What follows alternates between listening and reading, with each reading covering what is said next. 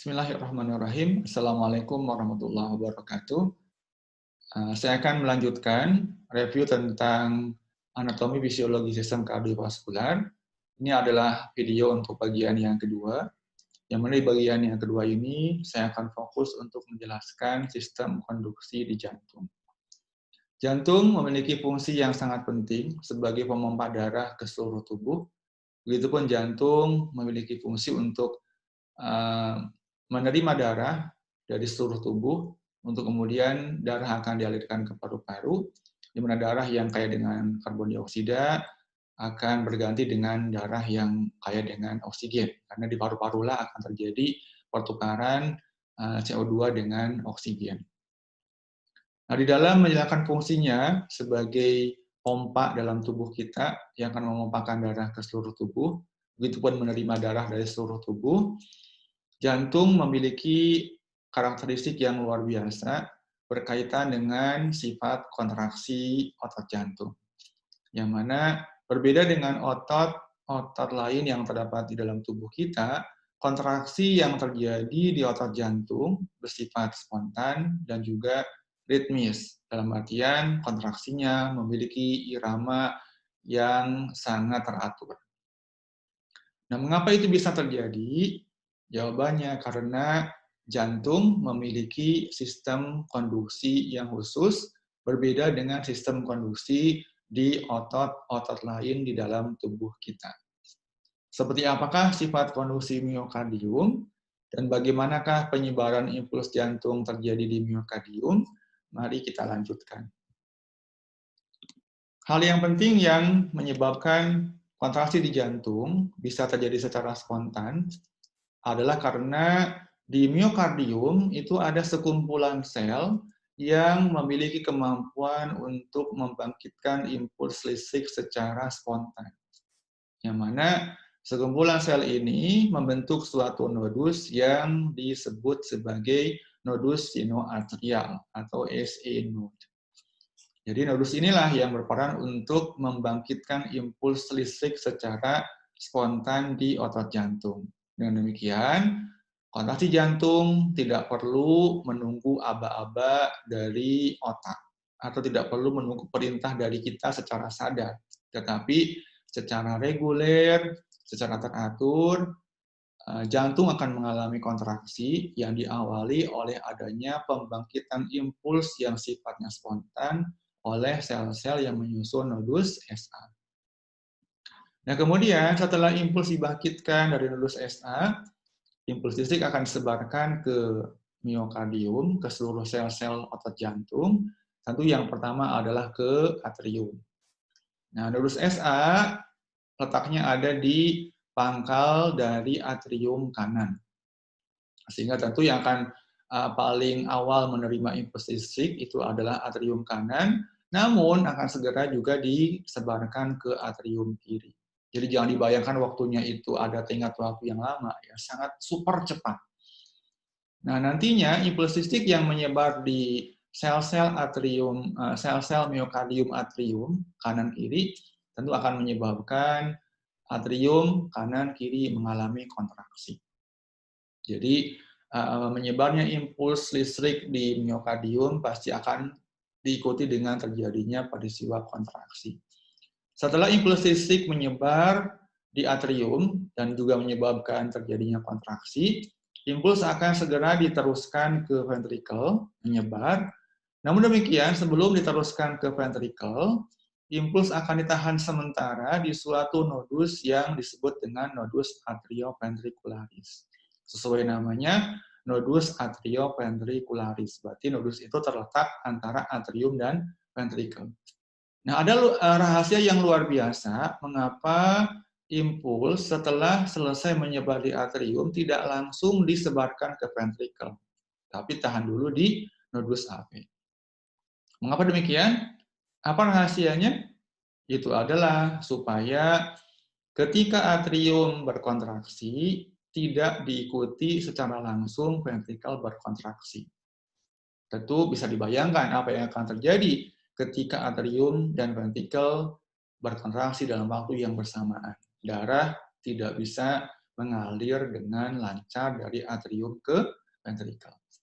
Nah, dengan demikian, baru setelah atrium selesai berkontraksi, maka impuls listrik akan segera disebarkan ke ventricle melalui bundle His, kemudian menyebar melalui selaput Purkinje, sehingga impuls listrik bisa mencapai seluruh sel miokardium yang ada di ventricle. Nah, itu sama seperti di atrium juga. Ketika impuls listrik sudah menyebar di semua sel-sel miokardium di ventricle, maka ventricle akan mengalami kontraksi juga, kanan, kiri bersamaan. Ya. Jadi harus diperhatikan tadi, kalau atrium ventricle tidak mungkin bersamaan kontraksi. Tapi kalau atrium, ketika atrium kanan kontraksi, pasti itu dalam waktu yang bersamaan, yang kiri pun berkontraksi. Begitupun ventricle. Ketika ventricle kanan berkontraksi, itu artinya dalam waktu yang bersamaan, ventricle kiri pun akan mengalami kontraksi. Jadi itu yang tadi menyebabkan mengapa irama jantung itu teratur, ritmis, ya. Penyebaran impulsnya spontan, kemudian juga kontraksinya teratur, karena ada sistem produksi yang luar biasa yang terdapat di miokardium. Baik. Nah, sebetulnya seperti yang kita ketahui bahwa peristiwa kontraksi di jantung yaitu kemudian akan bisa terekam dengan suatu alat perekam yang sudah kita kenal disebut sebagai elektrokardiogram.